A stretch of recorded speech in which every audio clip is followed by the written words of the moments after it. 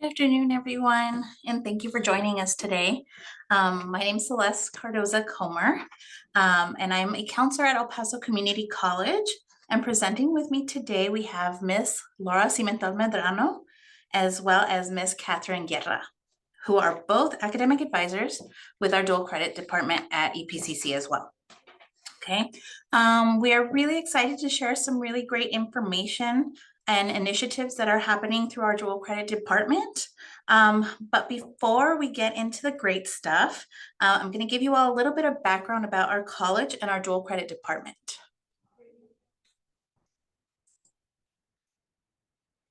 Okay, so El Paso Community College is located in El Paso, Texas. It's located on the westernmost tip of Texas. We were founded in 1969, and our college has significantly grown to 5 campuses throughout the El Paso region since our debut in the 1969. Okay, our dual credit department was established in 1999, but it wasn't until 2016 when we were given a dean. Our dean, Tony Badillo, who is amazing, was brought on to oversee the instructional side of the dual credit department. And through that dual credit department, we currently have a small dual credit counseling department, which consists of 4 counselors. 2 of them are part-time. And as of spring 2022, we have 2 academic advisors who are with us today. Our dual credit department consists of comprehensive or traditional dual credit, early college high schools, P-TECH programs, and early college programs. So under our comprehensive dual credit partners, we have about 38 public schools that we serve. This includes 3 major ISDs, as well as smaller ISDs within El Paso County, as well as Hudspeth County. Excuse me. We have 7 public charter schools, 9 private schools, and a small population of homeschool students who take dual credit through us. In total, we work with approximately 54 schools under the comprehensive or traditional dual credit branch. And this gives us a total amount of students of about 3,400. So it's a small department for a large amount of students, okay?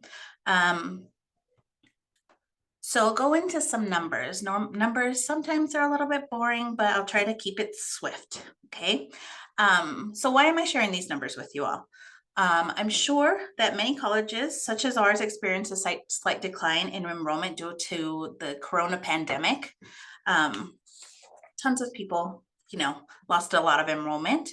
But just to show you all, in fall of 2019, we had a huge amount of students enrolled in dual credit, which was approximately 5,300 students, which was really our all-time high. And then in 2020, we had pretty significant amount of numbers as well of 5,079. And that's students, sticking it out, and pandemic had already started. They stuck it out for the fall and they were still with us. But then we hit 2021, right? So we see a huge decline, or a slight decline, in our population for dual credit. And we just really attribute this to different issues that students were having. It might have been learning from home, remote learning. They'd never done it. Really just navigating the distance learning. They didn't have really much time to socialize. So it was really just very different for our students, okay? But once, as a department, we saw our decline, we thought, oh my goodness, how are we going to fix this? So the Department of Education steps in and saves the day, right? So they had posted a grant called the IREPO grant, which is the Institutional Resilience and Expanded Post-Secondary Opportunity Grants Program, which is quite a name, right? So I'll keep it at IREPO. And thanks to our grants department at EPCC, and with the help of our dean of dual credit and our counseling coordinator, we were able to get a portion of the pie for dual credit. Okay, the overall amount that IREPO grant had was approximately $113 million. And it was awarded to 65 different colleges throughout the United States. EPCC was awarded approximately $1.5 million. And from that portion, dual credit was given about $180,000. So this gave us an opportunity to hire 2 academic advisors, and for 2 years, right? And I can enthusiastically say that our academic advisor positions for dual credit have now become institutionalized because of the amazing work that they're doing. Okay.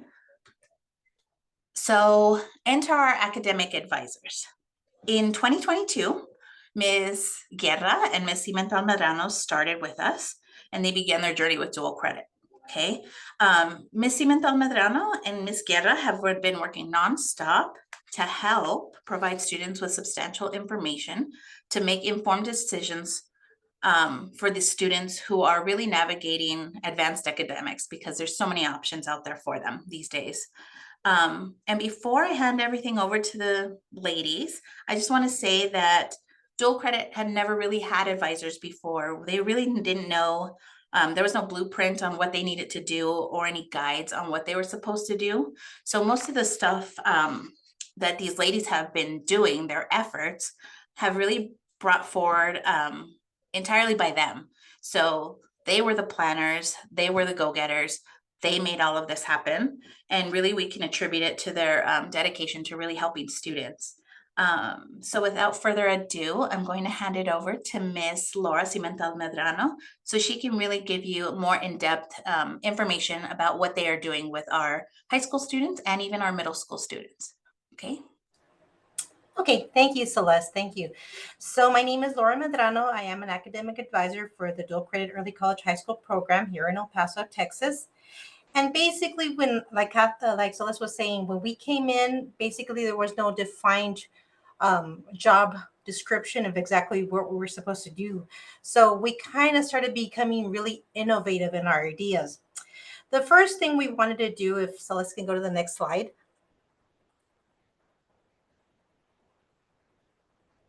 There we go. We wanted to bridge that gap of communication. It was really essential for us to try to communicate with our students, especially our dual credit students who are not physically here at our campuses. We wanted to find a way to communicate with them, give them important information, be able to tell them what's going on at the campuses. So I guess we wanted to find a quick method of communication. So we looked at different various platforms and we kind of decided on the Remind app.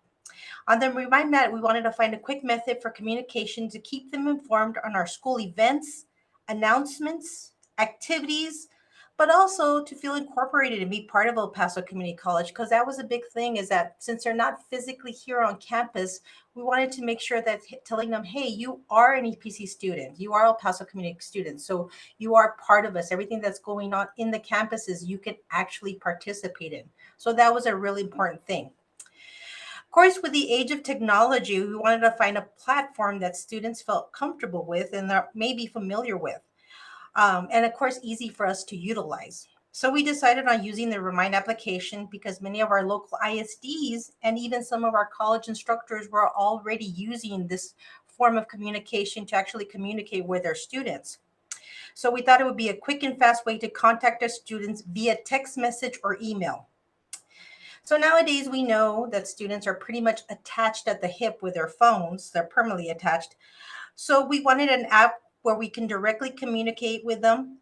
Throughout the Remind app, we would be able to keep track of them and provide information to them at a quick instance. But with the Remind app, we will also be able to track and provide feedback on the students receiving our messages, but how many students were actually opening our messages and actually viewing our messages. We were also able to track that through the Remind app. And our students could respond to us directly in real time. So we started using the Remind app to reach out and communicate with our students on a variety of aspects. If you see here on the screen, we have important dates, beginning of fall semester. We send out in the beginning of the fall semester, we do send out a copy of our academic calendar to all of our students so they could be familiar with the dates. And so not only do they have to be mindful of their academic calendars within their own ISD, but also be familiar with El Paso Community College's academic calendar and keep track of it. We wanted to have data when classes start and end, because that is really important for students to be familiar with, because our classes are 16 weeks long. So they are a little bit shorter. So the time that the schools are beginning, our classes haven't started. And by the time the finals come, their classes are still continuing on the high school side. So we wanted to, again, be mindful of that. Census date, very important because of student enrollment. Prior to census date, we set out a flyer. We have something called the WOW, which we'll explain to you later, which is the word of the week, defining what census day is, advising them that this means any discrepancies in their enrollment. So this is kind of like a forewarning for them to make sure that they are enrolled in their classes. If changes need to be made, they need to speak to their counselors. So we wanted to inform them of census date, when the census date is going to be. After also that we cannot drop or add any students after census date. We wanted to tell them about campus closures. Although we do follow most of the holidays that the ISDs do, we do have campus closures due maybe to our professional development. So many of our campuses are closed and our administrative offices are closed. So we wanted to inform them of that. College deadlines, really important drop date. Last day a student can drop with their courses with a W on their college transcripts. Remind them that the app to be sent out. So the great thing about the Remind app is that we can continuously send out messages based on the need that we need to send it out for the students. So again, if we send out something in the beginning, we can have it scheduled so it could continuously be sent out on a monthly basis, weekly basis, as whatever we need to send out to the students so they could be informed and kept up to date. It was a great way for our students to start also in workshops, getting a sense of our workshops that we had to offer them. We were able to get feedback from the students on needing more flexibility to attend our workshops and what kind of workshops they were interested in. We were accommodating to our students and their school schedules and having late evening workshops and even during intersessions during their time when they were off from school. We even had workshops set up on weekends on a Saturday. With the Remind app, we were able to continually inform our students on ongoing events and workshops. Again, scheduling those announcements up to when the workshop started. So we were able to send out Remind announcements up to an hour to a couple of minutes before the workshop started so they can keep informed of when that workshop was going to be held. Due to our students' feedback, we created many of our workshops to help improve their soft skills, time management, note taking, how to read a college syllabus, career exploration, how to properly write an email, especially to their instructors. Also, the workshops were used to expose the students to our wonderful staff who helped us in many of our workshops, getting exposed to a lot of the different career paths we have. College announcements, getting our students in touch with the resources available to them, like job fairs, transfer fairs, getting a chance to speak to a variety of universities, open houses, career fairs, our tutoring and writing center facility. They can actually log on virtually or come face to face with our tutoring services. Our Center for Students with Disabilities, introduction to our different variety of health programs. But we also wanted to incorporate and have fun activities and events that they can also participate in. We do tell them, even though you're not here at the campuses, there's a lot of events that go on after school or weekends that you can still partake in. Going in different campuses from like Christmas fairs, plays, performances. We have musical events. We have nature hikes. During Halloween, we had the haunted houses or our ghost tours. So we were able to incorporate our students in educational, but also fun activities. Weekly, we send out a WOW, which is a word of the week, and that's getting them exposed to college terminology. So we tell them about like census date, we define it for them, financial aid, what is a grant, what is dual credit, credit hours. So the WOW we send out weekly for them to get exposed to the terminology that we use here at the college level. Then we tie it into a fun activity. So again, we're going to show you some examples of all the flyers that we sent out and the information we sent out to the student, but we also tie fun activities. We had crossword puzzles, word jumbles. We utilize the vocabulary we've been sending out to the students and utilize it into our fun activities. We also had a virtual scavenger hunt. We had the students log into our virtual sites and find the different departments and get familiar with all the resources and they have to offer. So again, that was another fun activity for them to get incorporated to all the different resources that are available to them. Using the Remind app has incorporated all our students to be informed and involved in all our different campus events because we do have 5 campuses throughout the city to help them. So again, using the Remind app kept them involved in not only what was happening in our main campus, but the different campuses we have throughout the city. Can we go to the next slide, Celeste?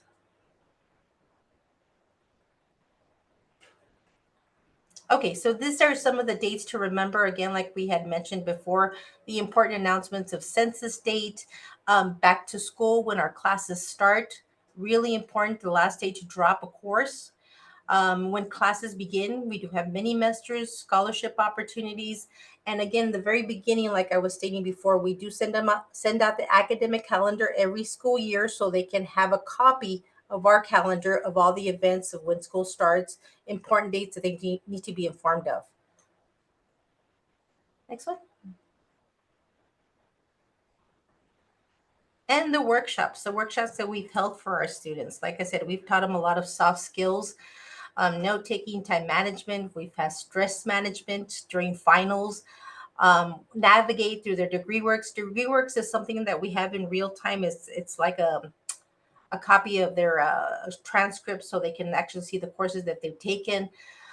We've also had weeks of program studies that we had, like a fine arts week where we had them exposed to dance, theater, music, our instructors, getting to know them, getting to know the instructors, our wonderful staff. We also had our syllabus scavenger hunt where we gave them a copy of a syllabus and they had to find all the discrepancies within that syllabus. Next one.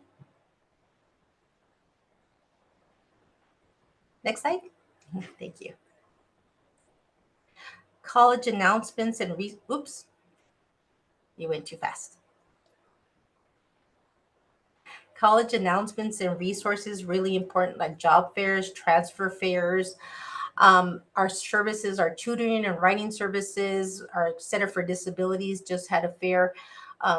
They can be enrolled into poster contests. We have science contests. We have exposure to our health careers. We have open houses where they can see the different career paths and talk to the different instructors. Next slide.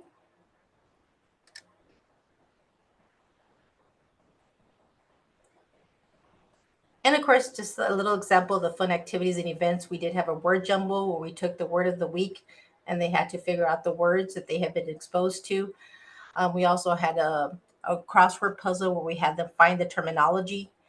We had the hikes. We had, like I said, during Halloween, we had the fun open houses, the haunted houses, ghost tours.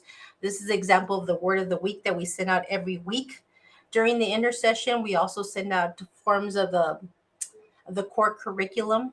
We break it down for them and we send it to them on a daily basis throughout that week so they can be familiar with the core curriculum, the different departments of the core curriculum. And then this is a flyer that we had for our dual credit scavenger hunt, where they actually had to go into the different departments like our tutoring center, our library services, the dual credit office, our testing services. They had to go in and find these different departments virtually and then get a little bit exposed to what those different departments had to offer students. Next slide. So tying in everything while we're using Remind. We have connected, motivated, and provided guidance for our students. We have included them in all campus activities. Um, we have educated and preparing our students. Like again, we use the WOW to try to educate them to college vocabulary.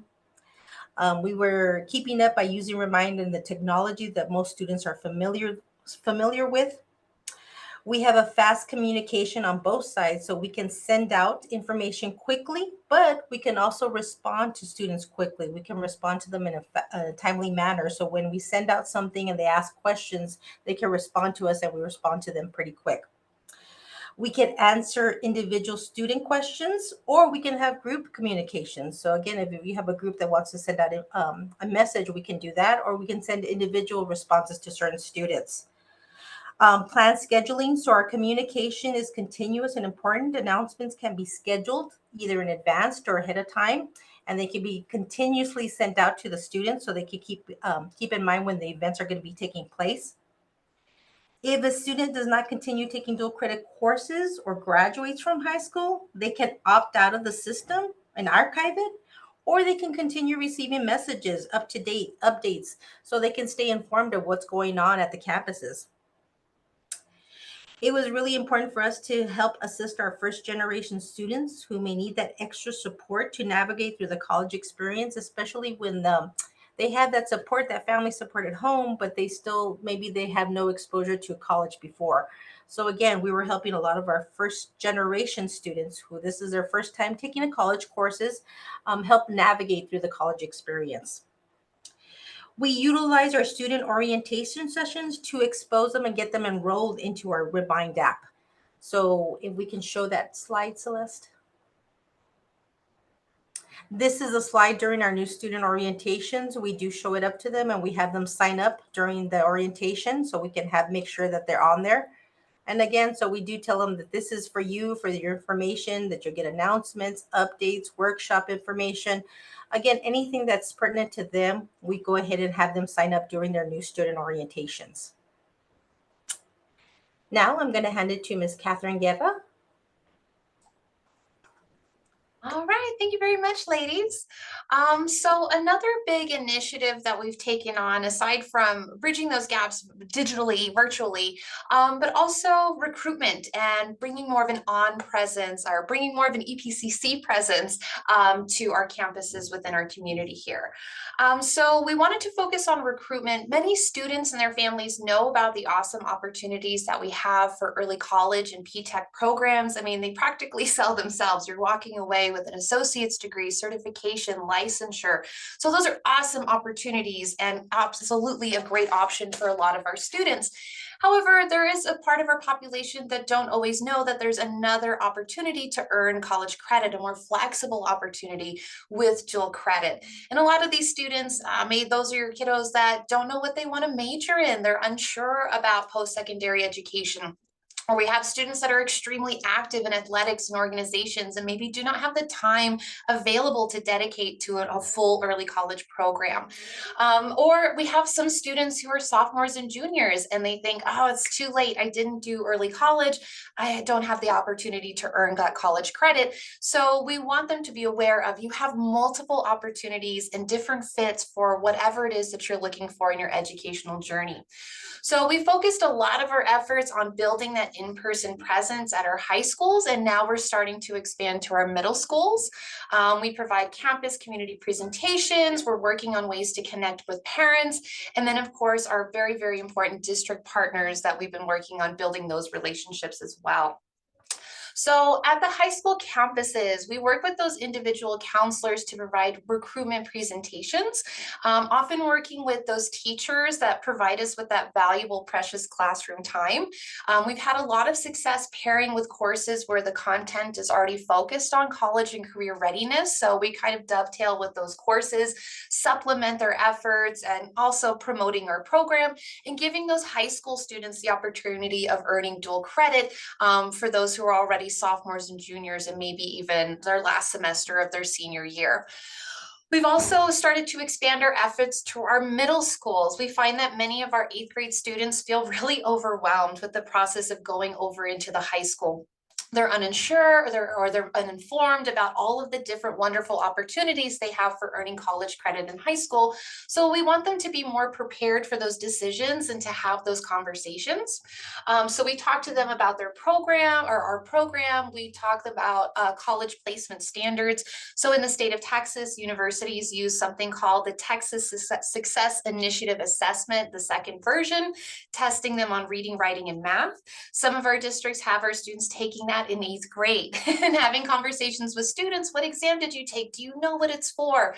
So trying to bridge the gap of reinforcing what they're learning at their middle school campuses. These are what these tests are for, to open up the doors for all of these wonderful opportunities that you're going to be having in high school. At any presentation, be it at a high school or a middle school, we include vocabulary, credit hours, what's a bachelor's degree versus an associate's degree, what's a major, what's a degree plan. And our goal is to not only inform these students about our program and to take advantage of our program, we tell them about how wonderful it is and how it's going to prepare you for that transition when you go to the college or university, but we also just want to educate them. Not every student is going to take advantage of this opportunity, but they're still going to walk away with that foundational knowledge for when they graduate high school and move on to the college level. So 8th grade students in Texas, we have something called House Bill 5 or HB 5, where students have to pick something called an endorsement. And this is basically career exposure while they're in high school. They're going to be taking some classes to expose them to a particular major or career. We tell them, think of it like a major. It's meant to give you an opportunity to explore something that you might be interested in. It's okay to change your mind. A lot of students, especially in 8th grade, think they have to figure out what they want to do for their major or career, but walking them through that process of paying attention to your classes and see what you like, see what might be a good fit for you. We also take it an opportunity to promote our services, career and transfer services, or our CATS department. Hey, we have people at EPCC that can help you exploring your career options and different major options. We also tell them about our Magnificent Eight, or these are our 8 core classes for universities and colleges in Texas that every major has to take. So we tell them, hey, regardless of your major, you have a set of 8 classes here, a full year that you can get under your belt of community college that will be applicable to whatever major you decide on after high school. We work with individual campuses and their schedules to set up presentations. Again, we're really trying to push to have that in-person, on-campus presence with those high schools and middle schools. Typically, though, it does mean spending all day out of school. Laura and I do individual classroom presentations. Sometimes we'll split up, so we'll be in 2 classrooms at the same time to ensure that we're hitting all of the 8th grade class. We do large group presentations, though we prefer to do the individual classes. It's just a lot easier when it comes to behavior, but also engagement. We try to be very interactive and ask them questions or answer any questions that they have during the presentation. So creating that smaller space where students feel more comfortable asking those questions, we've seen a lot of value in those individual class presentations. We get invited to college and career fairs, which is super awesome because it casts a wider net to get our information out there. Typically, we present to 8th grade students, but we have certain campuses where they're kindergarten through 8th grade. So if we have a career fair, now we can talk to 6th and 7th grade, or we can talk to the elementary school. Maybe we're not giving them all the technicalities of the dual credit program, but again, that exposure of this is who we are, this is what we do, what kind of job do you want? We're the people to give you the classes to get where you want to go. So creating that college going culture in the earlier grades, elementary, 6th and 7th as well. We also work with our community partners, our local university, UTEP, University of Texas at El Paso. There's a really great event that they host every semester called the Young Achievers Forum that's put on by one of our community partners, which brings about 500 6th graders from around the region to the UTEP campus. So again, just kind of connecting the different career presentations that they're hearing, and hey, we're the people to help you get that education you want for that career. So wonderful opportunities. Or we have something at EPCC called Pledge Camp, where they bring 8th grade students to our campuses. And again, another opportunity for us to present our information. Working with connecting on with parents has been a really big push for us this past year. Having done a year of classroom presentations, we also wanted to focus on incorporating more parents, establishing contacts with parent liaisons on campuses to work together to provide information sessions for parents, and also piggybacking on existing events that they already have going on at those campuses. We know that parents work very hard, their time is very valuable, so we try to work with those schools to incorporate us into their scheduled events. HB 5 meetings, which is that House bill where the high schools will go to the middle school and talk about all of the wonderful opportunities that they have in the high school. We also present, or we'll set up a table to offer more information. Parent-teacher conferences, student campus showcases, 8th to 9th grade transition nights where high schools are showing off all of their programs. Again, we present or we offer a table setup where we can just have those conversations and provide information to parents and students as they're coming in. And of course, with any presentation, we have the option to provide that information in English and in Spanish.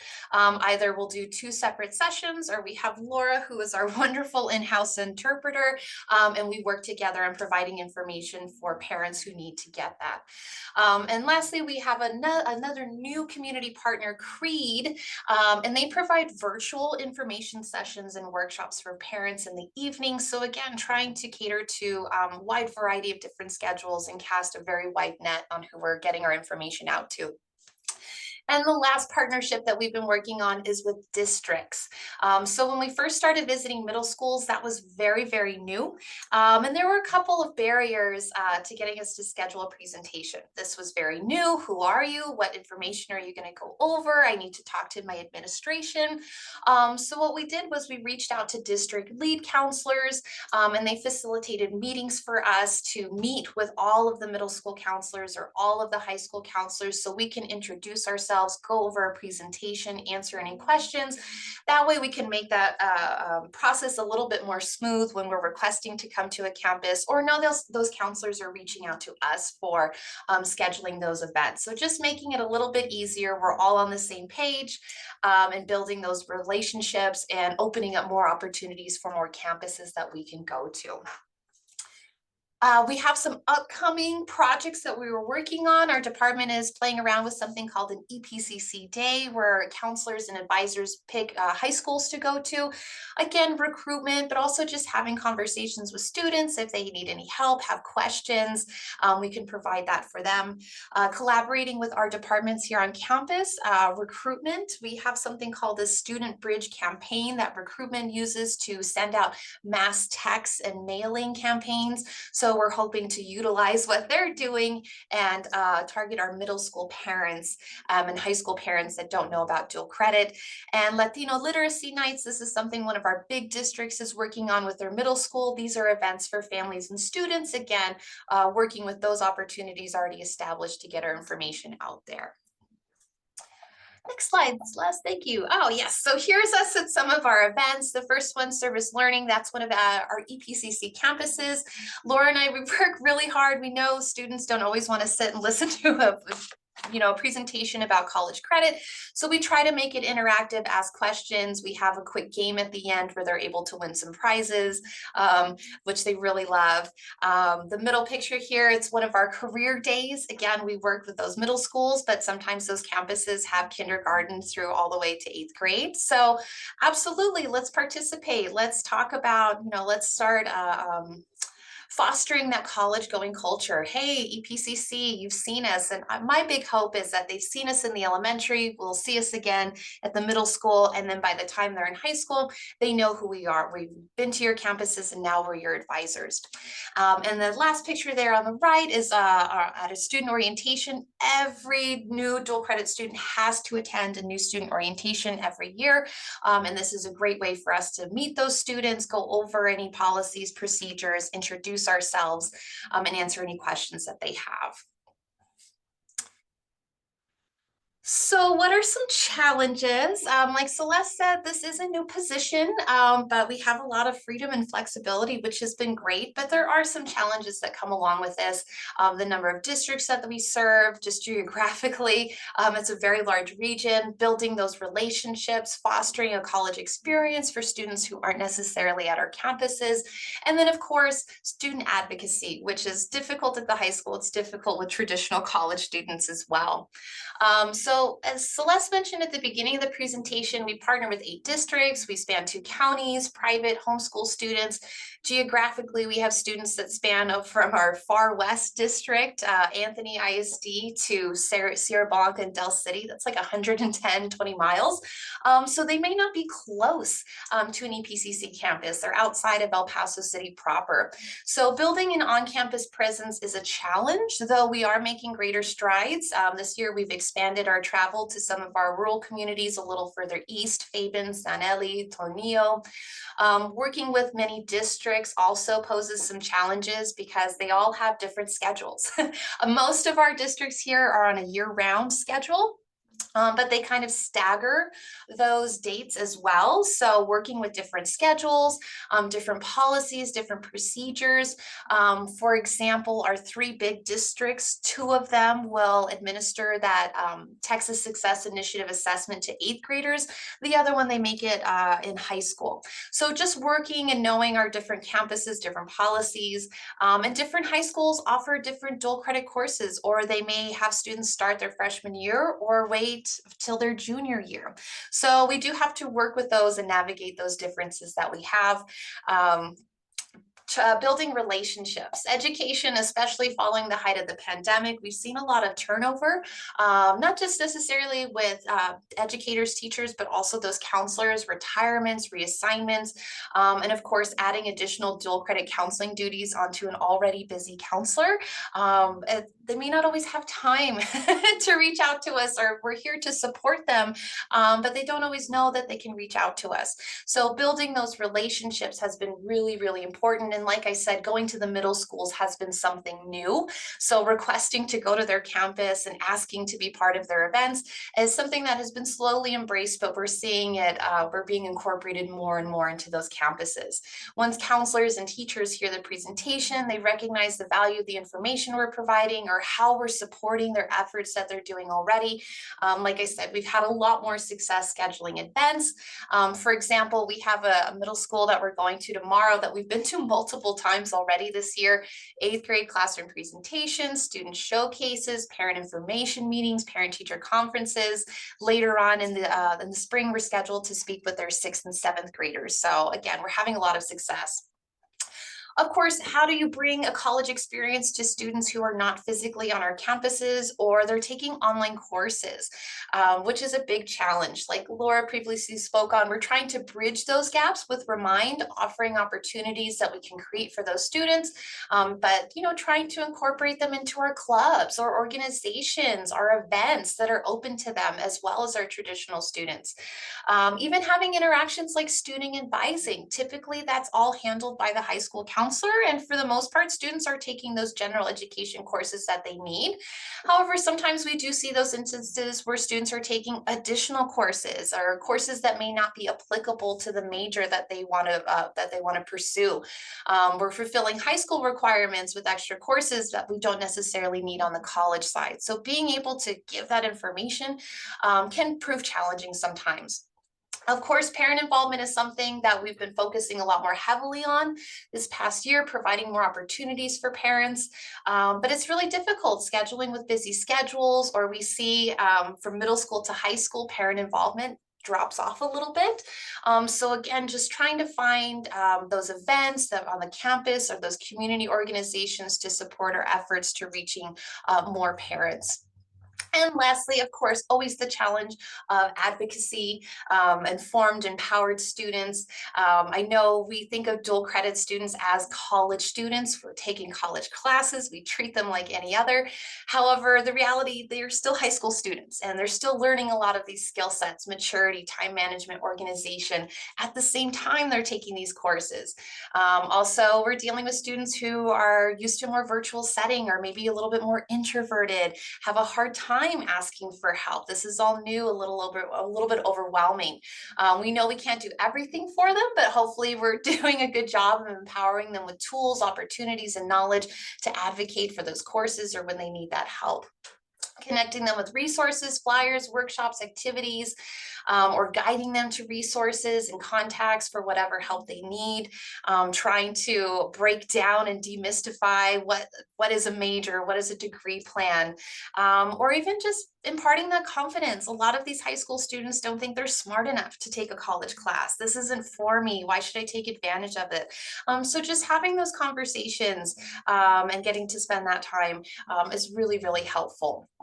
And then, of course, for 8th graders, they have the extra challenge. A lot of them think that I can put off these big decisions until high school, but the reality is they have to make choices fall of their 8th grade year or spring of that 8th grade year. So that's why we really wanted to push into the middle schools and even maybe 6th and 7th grade to help build up that confidence, that wealth of knowledge. So by the time 8th grade rolls around, hopefully it makes their decision-making process a little bit more easier. Next slide, please.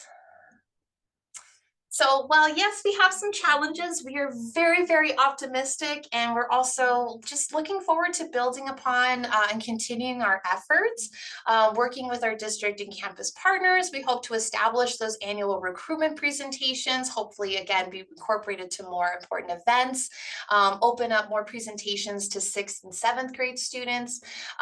We want to continue to promote more student skills workshops. Like Laura said, we offer a lot virtually, evenings and and weekends on occasion. But again, we'd love to be on the campus and work with our students who are in a facilitated class where their course is online, provide some workshops for them, or again, just support our on-site instructors with information that they're already learning about. Again, we hope to have more presentations and resources for students for career exploration, making more connections with our faculties and our programs. Again, Laura highlighted that we had, a fine arts week. We brought in fine arts faculty, and so students could ask questions about that major. What can I do with this particular major? Expanding our Remind app, we would love to have channels specifically for counselors, specifically for facilitators, on-site instructors. It would just be, it's such a quick, easy way to communicate and answer questions with something that we already have in our pockets. But if we're all on the same page, I think it'll be a lot easier to support students and also to get them more involved and more engaged in the activities that we're trying to push out and promote. We continue to hope to build relationships with our own EPCC departments. We have an awesome recruitment that they're doing all kinds of great campaigns that we're hoping that we can participate in. And of course, looking for more community partners for more events and venues that we can share our information with students and their families. And lastly, a big goal that we would love to have, Laura and I talk about all the time, bringing students on our campuses, right? We talk about, yes, we want to prep them academically, but we want to have that full college experience. Come to our campus, see our resources, see what it's like to be on a college campus, and even design some events specifically for them and their families. So that's something that we're hoping to work up to eventually. But we're really optimistic. I think we've built something really great so far. But with that, I think we're ready for questions. Yes, Celeste? I think we are, Catherine. Does anybody have any questions for us?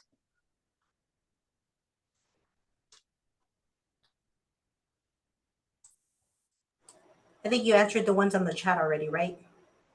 I did, and in case anybody requested a copy of the slides, I will send them to you once we finish the presentation.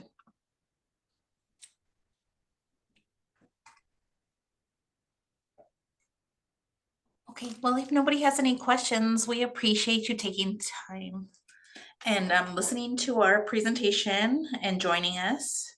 We know there are many options that you all could have gone to, so we appreciate you being with us.